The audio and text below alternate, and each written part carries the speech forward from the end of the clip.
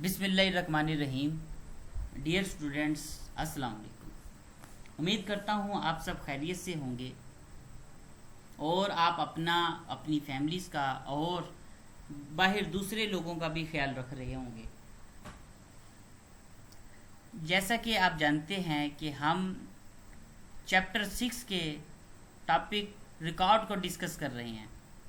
बहुत सारे सेक्शन को हम डिस्कस कर चुके हैं और उसके बाद जो आज ये सेक्शन है 42 का, ये नहायत अहमियत के हामिल है। इसको तवज्जो के साथ सुनिएगा और इसमें भरपूर हिस्सा भी लीजिएगा। कुछ तरीकाकार मैं आपको बताऊंगा जो प्रैक्टिकल लाइफ में आपको ये काम भी देगा। तो बच्चों, सबसे पहले मैं बात करूंगा कि आज जिस सेक्शन के ऊपर हम डिस्कस करने वाले हैं, ये जो डिस्कस करेंगे वो सेक्शन है म्यूटेशन ऑफ अटेस्टेशन के ऊपर, यानी कि म्यूटेशन को अटेस्ट कैसे किया जाएगा। सादा लफ्ज़ों में कह लें कि इंतकाल की अगर तस्दीक की बात करें तो उसको कैसे की जाएगी। अब हम इसको सेक्शन वाइज पढ़ते हैं कि इस सेक्शन में वो कौन कौन सी बातों को ज़ेर बहस लाता है और किन किन बातों का ख्याल रखना नहायत ज़रूरी समझा जाएगा इस सेक्शन में। किसके लिए, किस सिलसिले में? अटेस्टेशन के लिए, म्यूटेशन की। तो सेक्शन नंबर 42 है making of that part of periodical records which relates to land owner, यानी कि इसका जो रिकॉर्ड बनाया जाएगा जो ज़मीन के मालिक से रेलिवेंट है। हम इस सेक्शन में बस यही पढ़ेंगे कि म्यूटेशन को टेस्ट कैसे किया जाएगा, वो कौन सा तरीक़ेकार होगा, या इंतकाल की तस्दीक जो होगी वो कैसे की जाएगी। तो आज के सेक्शन में इंशाल्लाह हम मुकम्मल तफसील से इसके ऊपर डिस्कस करेंगे। पहले जो प्रीवियस जो हमारी वीडियो थी उसमें हम इसके पहले 2 या 3 पॉइंट को गालिबन डिस्कस कर चुके थे, लेकिन बच्चों ने मुझे मैसेज पे इकरार किया है कि सर आप काइंडली दोबारा से उसे बताइएगा। कुछ नए बच्चे भी ऐड हुए हैं हमारे इस चैनल में, तो चलें, आप सबकी जो राय है उसका एहतराम करता हूँ। देखिए, एक टीचर का काम यह है कि हर उस बच्चे के दिमाग में बैठा दे जो बच्चा इसको समझने के लिए बैठा है। अब वो टीचर भले 1 दफ़ा समझाए, 2 दफ़ा समझाए या 1000 दफ़ा, ये टीचर का फ़र्ज़ है कि वो स्टूडेंट्स को तब तक समझाता रहे जब तक उसको समझ में नहीं आ जाता या उसका कॉन्सेप्ट क्लियर नहीं होता। तो आज हम सेक्शन 42 को डिस्कस करने वाले हैं। तो चलिए आइए पढ़ते हैं सेक्शन 42 क्या कहता है। तो सबसे पहले पॉइंट 1 में आइए। पॉइंट 1 वो कहता है, इसकी ज़रा हम नंबरिंग कर लेते हैं ताकि आपको समझने में आसानी हो जाएगी जी। अब पॉइंट 1 में वो ये कहता है कि subject to the other provision of this chapter, a person acquiring by inheritance, purchase, mortgage, gift or otherwise any right in an estate as land owner or a tenant for a fixed term exceeding 1 year shall within 3 months from the date of such acquisition report his acquisition of right to the patwari of the state who shall। अब इस point 1 में वो ये बताता है कि जमाबंदी का वो हिस्सा,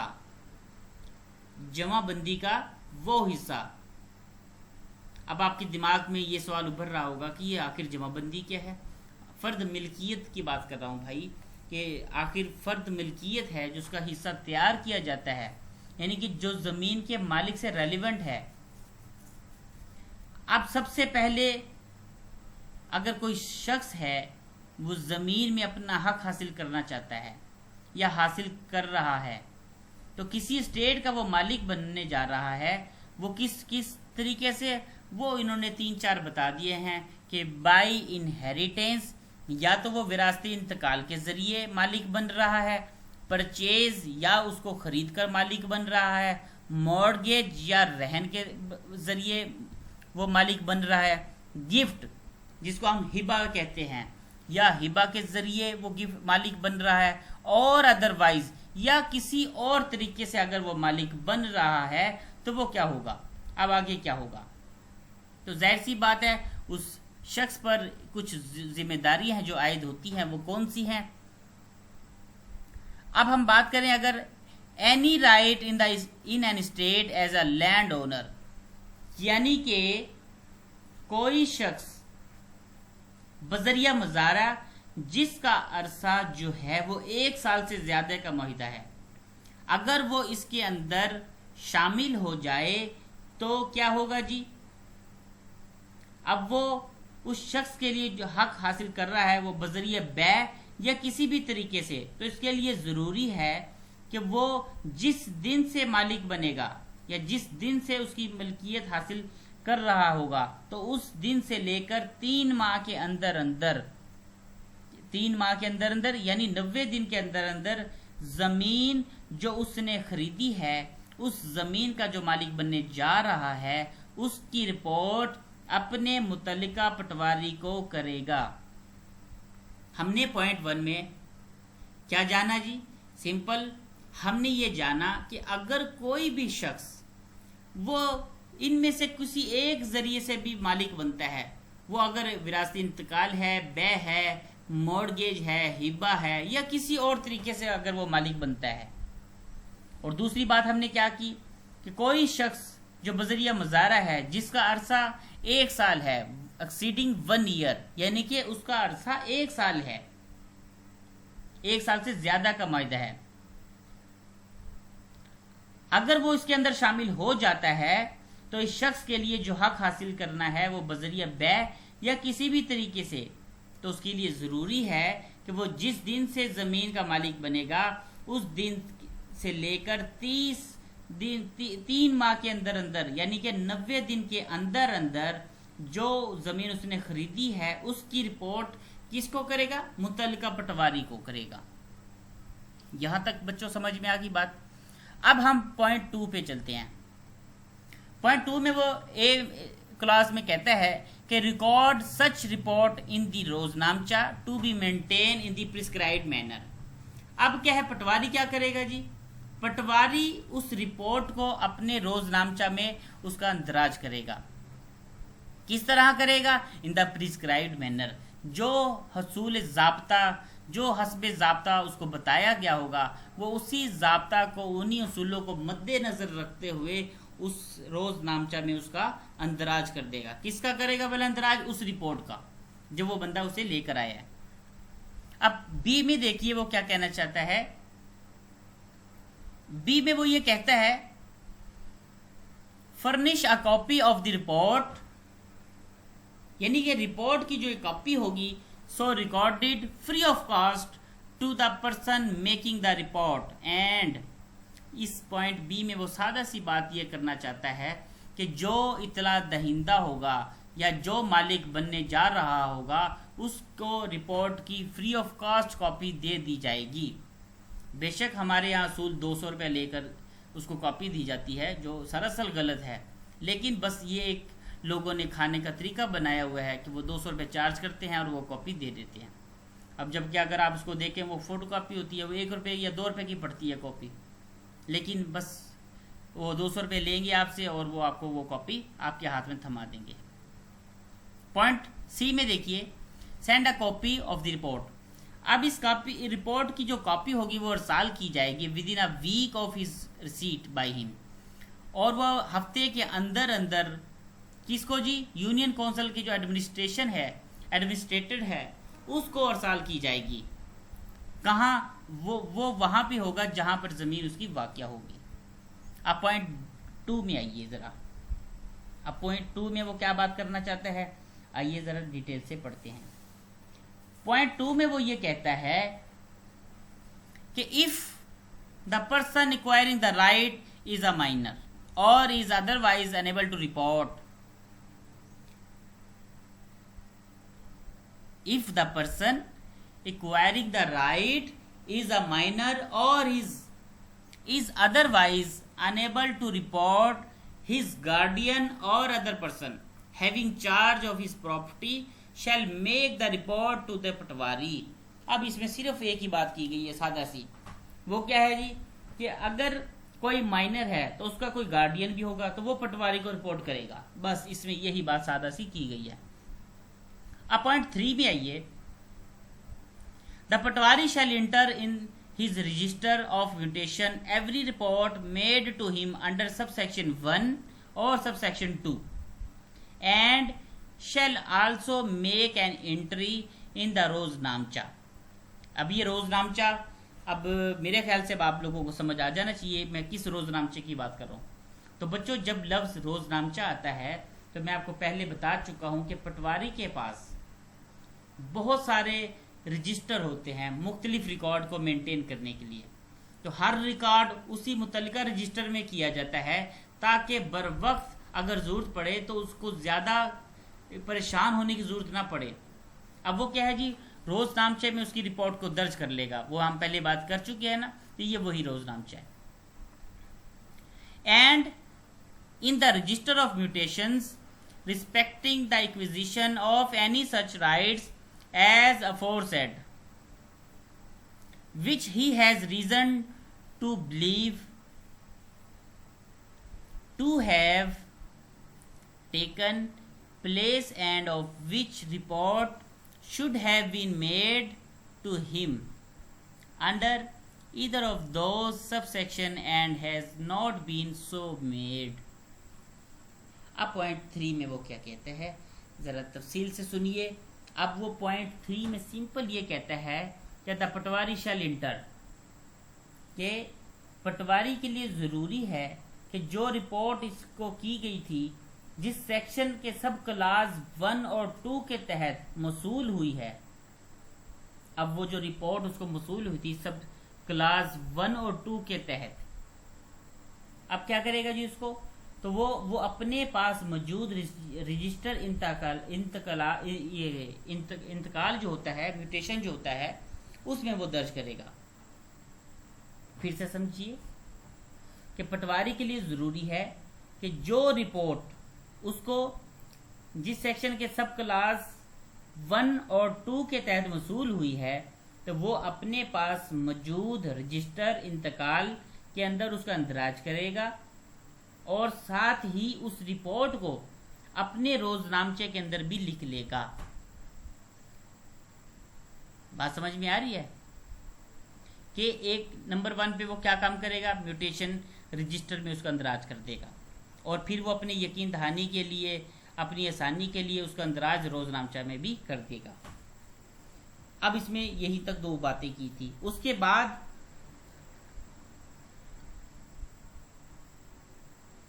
अंदराज के बाद उसका हवाला भी वो रोजनामचे में देगा।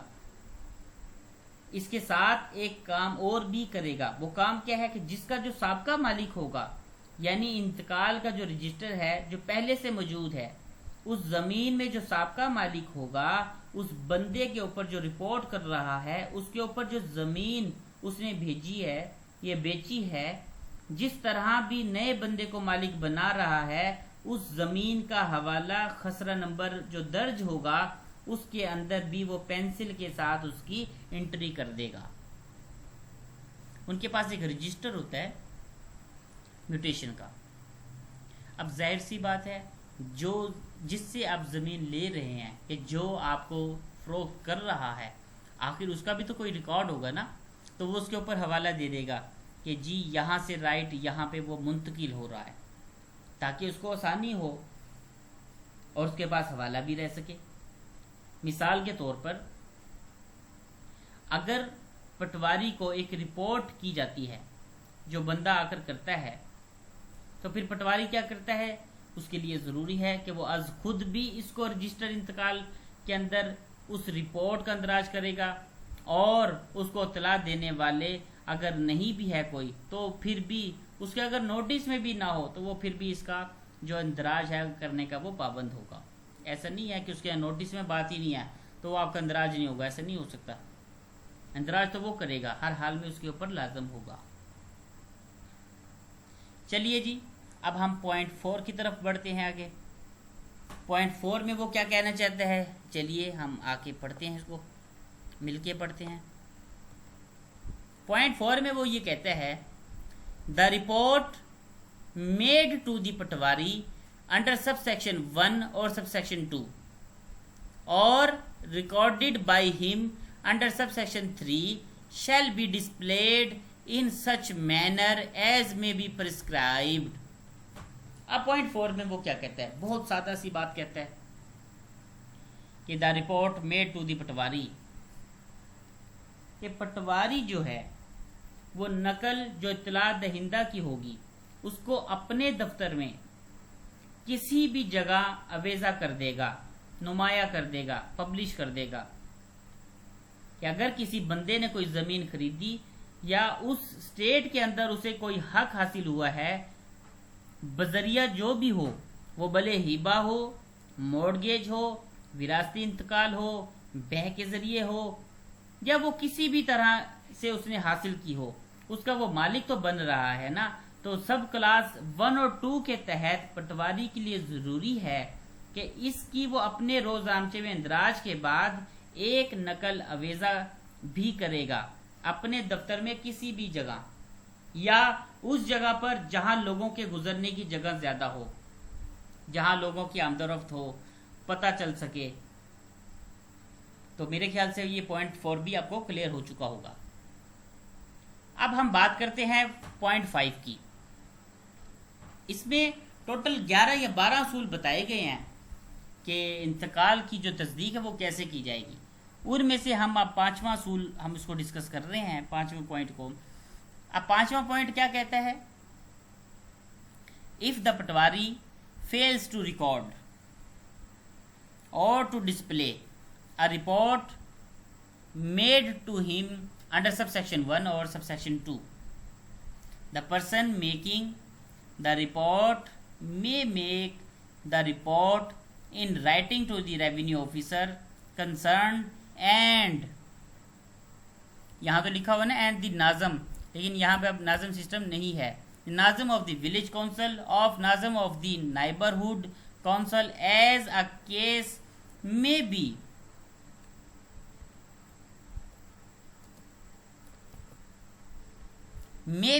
in which he state is situated by register post acknowledgement due and the revenue officer shall thereupon cause such report to be entered in the register of mutations। अब पॉइंट 5 में वो क्या कहते हैं, सादा सी बात कहना चाहता है कि इसके बाद अब वो क्या करेगा कि पटवारी अगर रिपोर्ट को अवेजा और अंदराज ना करे तो क्या करना चाहिए। सवाल तो ये पैदा होता है कि अब अगर पटवारी ना तो उसका अंदराज कर रहा है और ना ही उसको अवेजा कर रहा है, फिर क्या होगा जी। बात तो बनती है कि अब ये सोचा जाए कि अब क्या होगा कि वो ना तो उसको अवेजा कर रहा है और ना ही उसको पब्लिश कर रहा है या अंदराज कर रहा है, तो क्या तरीक़ेकार होगा।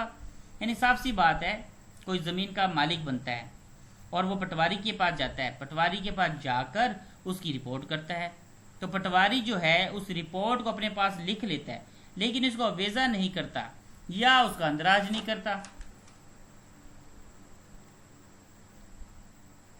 और रिपोर्ट भी नहीं लिखता। तो इस सूरत में जो रिपोर्ट दहिंदा है वो कुछ अरसा के बाद, यानी कि एक मुनासिब वक्त गुजर जाने के बाद क्या करेगा जी, उसके लिए ज़रूरी है कि वो अपनी रिपोर्ट को तहरीरी सूरत में बजरिया रजिस्ट्री होना चाहिए, यानी रजिस्टर पोस्ट उसके साथ भी हो और अपने मुतल्लिका रेवेन्यू ऑफिसर को भेजेगा, या तहसीलदार होगा या कलेक्टर होगा। इसके साथ इसकी कॉपी यूनियन काउंसिल में भी अरसाल कर देगा जिस इलाका के अंदर वो ज़मीन वाक़या होगी। और फिर क्या करेगा जी, और बाद में जो रेवेन्यू ऑफिसर होगा या तहसीलदार होगा इस रिपोर्ट पर कार्रवाई करते हुए अंदराज करने का हुक्म सादर कर देती है। ये है जी पॉइंट 5। यानी सिंपल तरीके से अगर वो ना तो अंदराज करता है ना ही अवीज़ा करता है, फिर आप क्या करते हैं, फिर आप तमाम तर प्रूफ लेकर या तो तहसीलदार के पास चले जाते हैं या रेवेन्यू ऑफिसर के पास चले जाते हैं। अब वो क्या है जी, वो हुक्म सादर कर देते हैं अंदराज करने का, सिंपल सी बात। अब पॉइंट 6 में आइए sorry A revenue officer shall from time to time inquiry into the correctness of all entries in the register of mutation. अब जो रेवेन्यू ऑफिसर है वो वक्तन वक्तन इंक्वायरी कर सकता है रिकॉर्ड के दुरुस्तगी के लिए। किस रिकॉर्ड की? वो जो म्यूटेशन का रिकॉर्ड है। अब वो पाबंद है, वो कर सकता है, उसके पास ये इख्तियारात हैं कि वो वक्तन वक्तन तमाम रिकॉर्ड की जो एंट्रीज है उसको वो जांच पड़ताल कर सकता है। As aforesaid coming to his knowledge of which under the foregoing subsection report should have been made to the Patwari and entries made in that register, and shall in each case make such order as he thinks fit with respect to any entry in the periodical record of the right acquired. अब point 6 में वो क्या कहते हैं कि जो हुक्म तस्दीक इंतकाल के लिए लिखता है वो सब सेक्शन 6 के तहत ही लिखता है। यानी एक बंदा ज़मीन खरीदता है तो वो रिपोर्ट लेकर पटवारी के पास आता है और इसके बाद पटवारी ने उसकी जो नकल अवेज़ा की है उसको रजिस्टर इंतकालात में दर्ज किया है। उसके बाद वो तहसीलदार के सामने पेश कर दिया जाता है और वो तहसीलदार या कलेक्टर है वो इंक्वायरी करेगा, इसकी जांच पड़ताल करेगा और उसके बाद अगर कोई गलती या कोई डॉक्यूमेंट रह जाएगा तो उसको दुरुस्त भी करवाएगा। और ऐसे तमाम हकूक जो बाबत हसूल अराजी हैं जिनकी रिपोर्ट की गई है वो पटवारी हल्का को करेगा। और इसके बाद अंदराज या इंतकाल अगर वो समझता है कि दुरुस्त है, इसमें कोई हर्ज नहीं है इंतकाल को मंजूर करने में, तो फिर क्या है जी, उसके बाद रेवेन्यू जो ऑफिसर होगा उस पर हुक्म सादर कर देता है कि इस इंतकाल का अंदराज किया जाए और उसको मंजूर भी किया जाता है और उसके साथ ही उसको वो जमाबंदी को जो जमा करने का हुक्म भी सादर कर देता है। ये है पॉइंट 6। अब पॉइंट 7 में आइए। पॉइंट 7 में वो कहता है except in case of inheritance और where the acquisition of the right is by registered deed और बाय और अंडर एंड ऑर्डर और decree of a court, the revenue officer shall make the order under subsection 6 in the presence of the person whose right has been acquired after such person has been identified by the respectable person by two respectable person preferable from lambardar or member of the union committee, town committee or union council concerned whose signature or thumb impression shall be obtained by the revenue officer on the register of mutation. अब point 7 में वो क्या कहता है, इसमें वो दो ही बातें करता है कि अगर अराजी जो है यानी स्टेट के अंदर कोई हक हासिल किया जाता है वो बजरिया विरासत हो या जिस तरीके से भी हो, हम पहले पढ़ चुके हैं, तो खरीदने वाला जो है इसको बजरिया रजिस्ट्री खरीदता है तो इसको ये हक उसे सिविल कोर्ट की तरफ से मिला है, अदालत के किसी हुक्म या डिग्री की तरफ से मिला है, तो इस बंदे को जो मालिक बनाया जा रहा है उसका अदालत का जो ऑर्डर है वो रेवेन्यू ऑफिसर को या पटवारी के पास पहुंचा दिया जाता है। अब वो इस ऑर्डर को अपने पास नोट कर लेता है और इसके मुताबिक इंतकाल को दर्ज भी कर लेता है। तो फिर क्या है जी, जो रेवेन्यू ऑफिसर है या तहसीलदार है उसके लिए जरूरी है कि वो बगैर किसी तस्दीक के, बगैर किसी इंक्वायरी के, सॉरी लफ्ज यूज हो रहा है इंक्वायरी के, अब वो इंक्वायरी नहीं करेगा, अब उसके मुताबिक दफा 6 के तहत उसे तस्दीक करेगा। और इसके बाद दूसरी बात वो ये करता है कि जो ये इंतकाल जो होंगे वो विरासत के अलावा या अदालत की डिग्री के ज़रिए या अदालत के हुक्म के ज़रिए जो रजिस्ट्री के ज़रिए आते होंगे, उसके अलावा दीगर जितने भी इंतकालात हैं वो जब उनकी तस्दीक करेगा, मरहला आएगा, तो फिर वो मालिक बनने जा रहा है उसके लिए ज़रूरी है कि वो दो बंदों को बीमा जो बेचने वाला है ज़मीन इसको और 2 गवाहान को लेकर वो तहसीलदार के दफ्तर जाएंगे। जिस दिन भी वो टाइम फिक्स करेंगे वो तहसीलदार के सामने हाजिर होंगे और उसी के सामने गवाहान हाजिर होते हुए उसको तस्दीक करेंगे, अंगूठा लगाएंगे और सिग्नेचर वगैरह करेंगे। तो फिर क्या है जी, रेवेन्यू ऑफिसर इसकी तस्दीक कर देगा और इंतकाल को मंजूर कर लेगा। बस ये है सादा सी बात, यानी कि सादा सी बात है कि 2 गवाहन के साथ वो तहसीलदार के सामने उसको एडमिट कर लेंगे और इस तरह वो उसको अटेस्ट कर देगा। पॉइंट 8 में वो कहता है एन इंक्वायरी और an other order under subsection 6 shall be made in the common assembly in the state to which the mutation which is the subject matter of the inquiry relates। Point 8 में वो सिर्फ ये बताता है कि जब ये इंतकाल जब भी तस्दीक किया जाएगा तो उस वक्त लोगों की कसीर तादाद की मौजूदगी में उसको किया जाएगा, यानी कि लोगों की कसीर तादाद होना ज़रूरी है। पॉइंट 9 में देखिए where a revenue officer makes an order under subsection 6 in regarded to the acquisition of any right, an entry shall be made in the periodical record by the insertion therein of a description of the right acquired and by the omission from such record of any entry in any record previously prepared which by reason of the acquisition has caused to be correct। अब point 9 में वो क्या कहते हैं कि जब revenue officer या तहसीलदार सब क्लास 6 के तहत इंतकाल को तस्दीक करता है या किसी हक की मुंतकली का हक ज़ाब्ता हुक्म करता है तो ज़रूरी है कि उस हुक्म की निस्बत एक सुर्ख रंग की एंट्री मुतलका पटवारी की जमाबंदी के ज़ेर के अंदर उस सफ़े पर की जाए जिस सफ़े के अंदर साबका मालिक जो होता है उसका नाम, वल्दियत या उसकी मलकियत दर्ज की होती है, ताकि जब नई जमाबंदी बनाई जाए तो उस नए मालिक ने जिसने ज़मीन खरीदी है उस मालिक को मालिक जदीद कहा जाता है, तो उसका नाम और उस जमाबंदी के खाने में आ जाए और पुराने मालिक को हज़फ समझा जाएगा और इसमें और उसको जो पुराना होगा उसको ओमिट समझा जाएगा, रिकॉर्ड की दुरुस्तगी समझा जाएगा। अब पॉइंट 10 में आइए। पॉइंट 10 में वो क्या कहता है जी, if within 3 months of the making of the report of the acquisition of right under subsection 1 or 2 or the recording by the patwari of an entry in the roznamcha under subsection 3 respecting the acquisition of any right, no order is made by the revenue officer under subsection 6, he shall report the cause of delay to collector in the prescribed manner। अब वो 10 में बताता है कि तहसीलदार अगर इंतकाल की तस्दीक ना करे, वो किसी भी वजह से हो सकता है, अदम वजूदगी है या सीट खाली है या किसी वजह से, तो फिर क्या होगा जी, एक सादा सी बात है, जब किसी शख्स ने कोई ज़मीन या स्टेट का कोई हिस्सा हासिल कर लिया है, अब वो तस्दीक करवाना चाहता है लेकिन वो नहीं कर रहा है, तो 90 दिन गुजर जाने के बाद जो रेवेन्यू ऑफिसर है या तहसीलदार है उस इंतकाल को अगर तस्दीक नहीं करता तो वो क्या करेगा जी, डिस्ट्रिक्ट कलेक्टर या डिप्टी कमिश्नर के पास जाएगा हस्बे ज़ाब्ता जो तरीक़ेकार उसे बताया गया है, अब वो मुनासिब हुक्म सादिर कर देगा। पॉइंट 11 में वो क्या बताता है, फिर से समझिए कि पॉइंट 10 में हमने सिंपल देखा कि अगर अब जो ये तहसीलदार है वो उसको अटेस्ट ही नहीं करता तो क्या होगा, यानी कि ना करने की बहुत सारी वजूहत हो सकती हैं।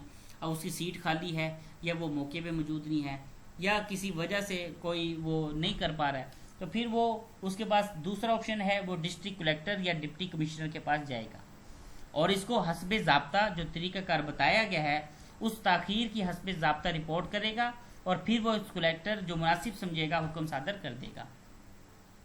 पॉइंट 11 में वो बताता है the revenue officer shall in the prescribed manner send to cause to be sent the gist of an order made by him under subsection 6 the person whose right is required and also to the office of the village officer in which the state is situated।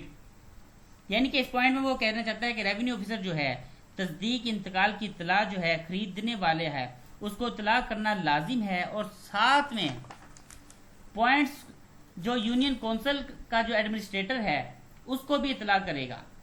जब ये तहसीलदार या revenue officer जो है इंतकाल को तस्दीक कर लेगा तो उस इलाके की यूनियन की एडमिनिस्ट्रेशन को जो उस इलाके के अंदर ज़मीन वाक़िया है उसको तस्दीक होने का और अंदराज होने की इतला भी करेगा।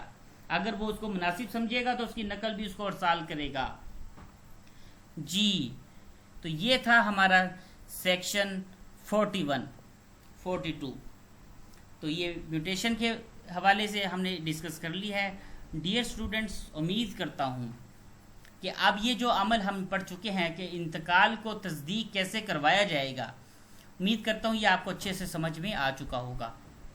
फिर भी अगर कोई पॉइंट आपको क्लियर नहीं हुआ है, आप मेरे यूट्यूब चैनल को सब्सक्राइब करिए, मुझे कमेंट्स कीजिए, और अगर कोई कन्फ्यूजन है तो आप मुझे बताइए। इंशाल्लाह मैं नेक्स्ट वीडियो में आपको ज़रूर क्लियर कर दूंगा। अल्लाह हाफिज़।